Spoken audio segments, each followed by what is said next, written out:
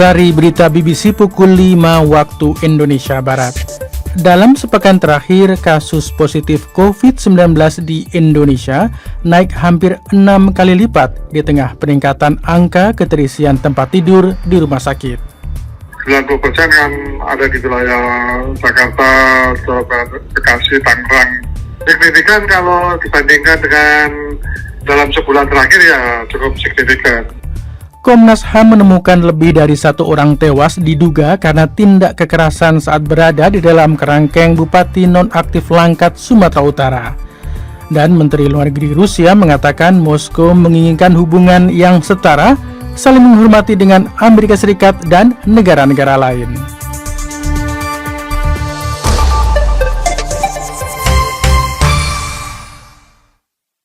Selamat pagi pendengar, Anda mengikuti Dunia Pagi ini BBC News Indonesia edisi Senin 31 Januari bersama saya Muhammad Susilo, dan berikut berita-berita selengkapnya.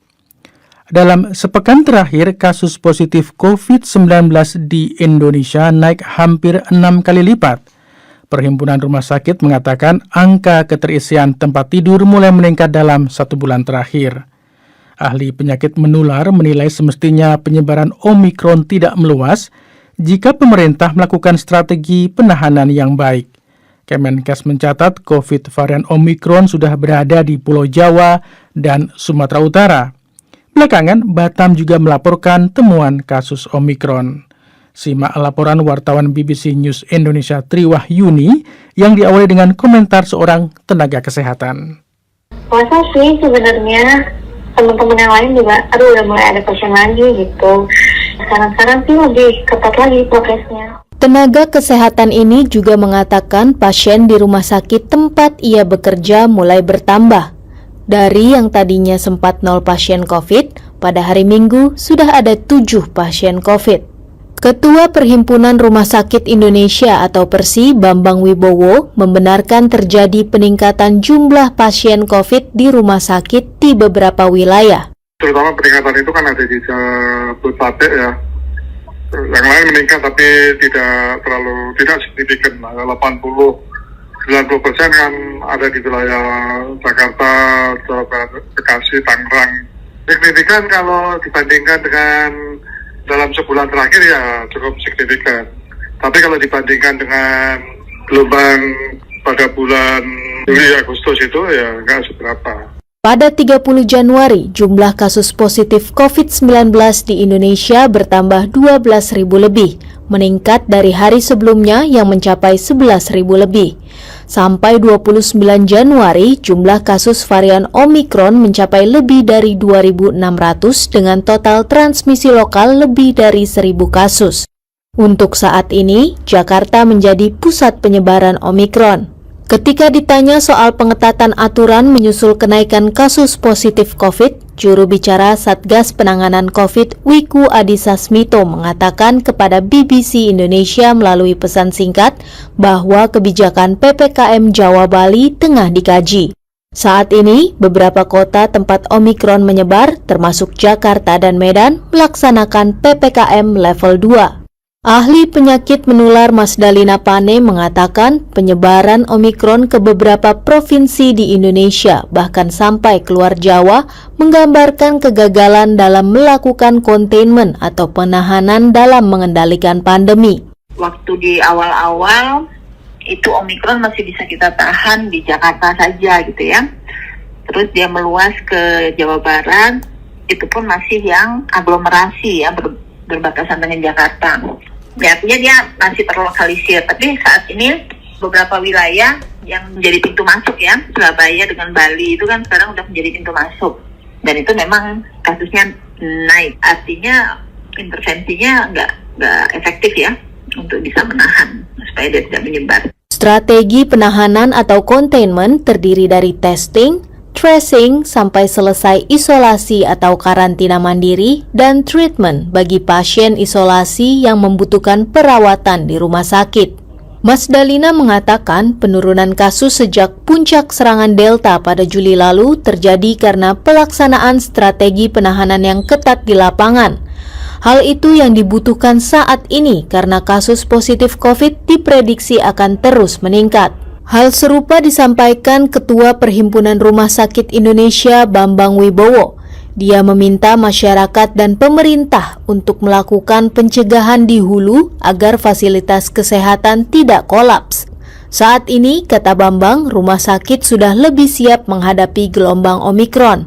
Tapi kalau rumah sakit dibiarkan tanpa di hulu itu dilakukan upaya yang serius, ya semua pihak, ya tidak hanya pemerintah tapi semua pihak, termasuk masyarakat, kita akan mampu memberikan layanan yang nantinya cukup baik ketika terjadi jumlah kasus yang melampaui kemampuan rumah sakit. Direktur Pengendalian Penyakit Menular Langsung Kementerian Kesehatan Siti Nadia Tarmizi mengatakan saat ini pihaknya telah menerapkan testing, tracing, treatment secara masif, disiplin prokes dan percepatan vaksinasi di hulu untuk menekan laju penyebaran COVID-19.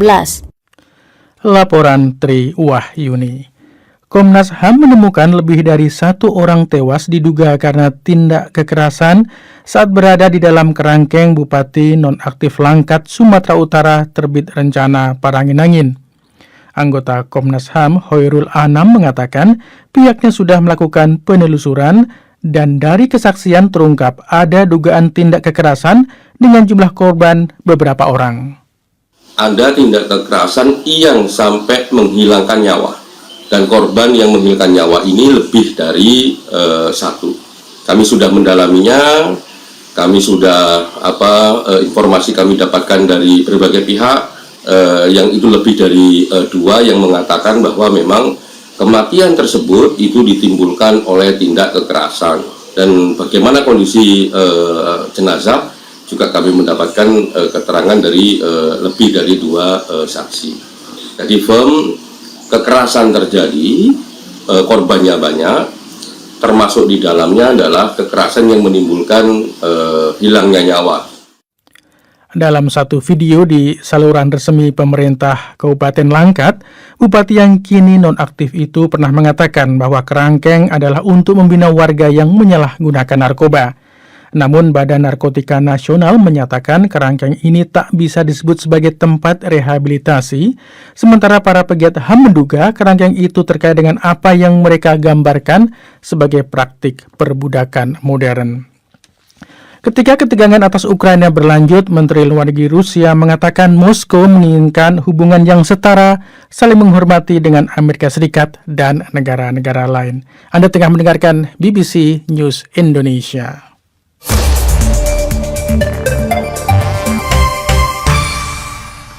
Jangan lupa pendengar, siaran ini juga bisa Anda simak melalui situs kami bbcindonesia.com.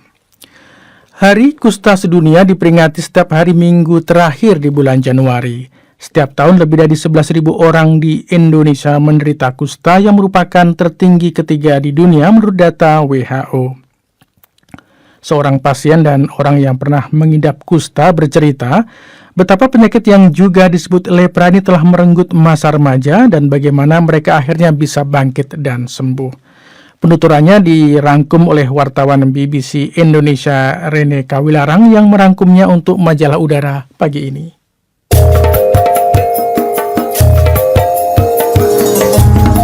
Dari semula telah kau tetapkan hidupku dalam tanganmu, dalam rencanamu Tuhan. Itu adalah lagu yang sering dinyanyikan Gebi Ataupa sejak 9 bulan lalu menjalani pengobatan di Rumah Sakit Kusta di Kabupaten Timur Tengah Utara, Nusa Tenggara Timur. Gadis 20 tahun asal Kupang itu tidak menyangka kusta telah menyerang tubuhnya saat masih duduk di bangku SMP beberapa tahun lalu. Awalnya, ketika di kulitnya muncul bercak-bercak kemerahan, ia hanya menganggap ini adalah reaksi alergi sabun. Tapi gejala kusta ini semakin parah dialami Gebi saat dia duduk di bangku SMA. Begitu waktu masuk SMA kelas 1, itu mulai ada gejala-gejala lain yang timbul. Yang timbul pertama itu demam, terus ada pembengkakan di bagian-bagian sendi di kaki maupun di tangan. Terus setelah itu muncul sebuah benjolan besarnya seperti biji kelereng di bagian permukaan telapak kaki. Setelah didiagnosa positif kusta lewat hasil tes, barulah Gaby dirujuk ke rumah sakit kusta di Kabupaten Timur Tengah Utara. Ketika itu, Gaby sudah mulai belajar di kelas 3 SMA. Kondisinya semakin parah, sampai-sampai Gaby lumpuh. Dia pun terpaksa putus sekolah. Di atas semua itu, Gaby mengaku merasa minder dan malu akibat sakit yang dideritanya. Kalau waktu itu memang Gaby sempat down karena kan baru tahu kalau ini tuh kusta. Nah sedangkan waktu itu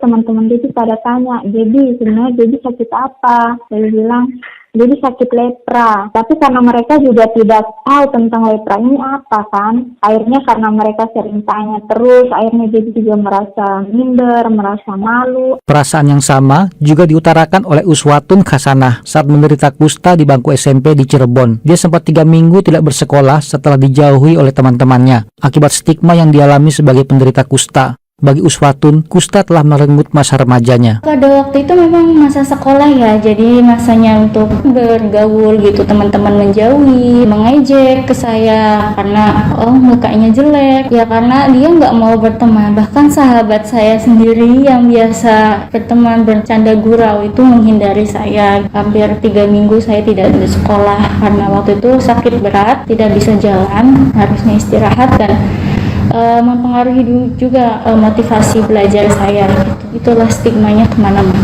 Aktivis kusta dari organisasi NLR Indonesia, Asken Sinaga, mengungkapkan beberapa stigma yang kerap kali diterima penderita oleh sebagian masyarakat. Ada yang bilang kusta itu penyakit kutukan, ada yang bilang kusta itu adalah akibat santet atau guna-guna, ada yang bilang kusta itu tidak bisa disembuhkan. Jadi jauhi dia. Ada yang bilang kusta itu terjadi karena papa mamanya dulu berhubungan suami istri saat mamanya haid sehingga tidak bersih. Dokter dan aktivis kusta Reni Yuniati mengungkapkan stigma-stigma itu yang membuat penderitanya sering dijauhi dan menurunkan semangat mereka untuk segera sembuh. Padahal menurut Reni, selain pengobatan medis yang butuh waktu hingga setahun, penderita kusta juga butuh dukungan semangat dari orang-orang terdekat demi mempercepat penyembuhannya. Semakin cepat terdeteksi dan diobati, maka dia bisa cepat sembuh dan mencegah kelumpuhan. Jangan buru-buru menstigma pasien kemudian menyingkirkan dia, tetapi obati bersama, deteksi bersama, komunikasikan bersama, dan atasi dengan semua masalah itu bersama. Di sini kalau bakteri kusta itu jangan khawatir, dia tumbuhnya itu sangat lambat. Masyarakat yang ada di sekitarnya juga untuk deteksi dini, apakah ada bercak putih, bercak merah, kemudian segera minum obat. Karena dengan minum obat pada hari pertama, yaitu rifampicin, otomatis bisa membunuh 80-90% dari bakteri itu. Dukungan semangat dari keluarga hingga teman-teman akhirnya turut mempercepat penyembuhan Gaby Ataupah yang awalnya sempat lumpuh. Gaby akhirnya bisa kembali berjalan dan berhasil menyelesaikan pendidikannya di bangku SMA sambil menjalani masa penyembuhan. Yang pertama dari opa dan oma, kedua itu dari teman-teman Gaby, support mereka bilang, Gaby jangan putus asa, harus semangat, harus kuat, percaya diri. Itu yang membuat Gaby untuk semakin berusaha sampai hari ini. Setelah tamat, walaupun sempat lumpuh juga, tapi sekarang kan udah bisa jalan. Ini suatu kebanggaan dan suatu usaha yang membuat Gaby tetap bertahan sampai hari ini. Pendengar, kesaksian Gaby tadi mengakhiri kebersamaan kita dalam majalah udara BBC Indonesia kali ini. Mari tetap jaga kesehatan dan membantu sesama. Saya Rene Kawilarang undur diri. Salam.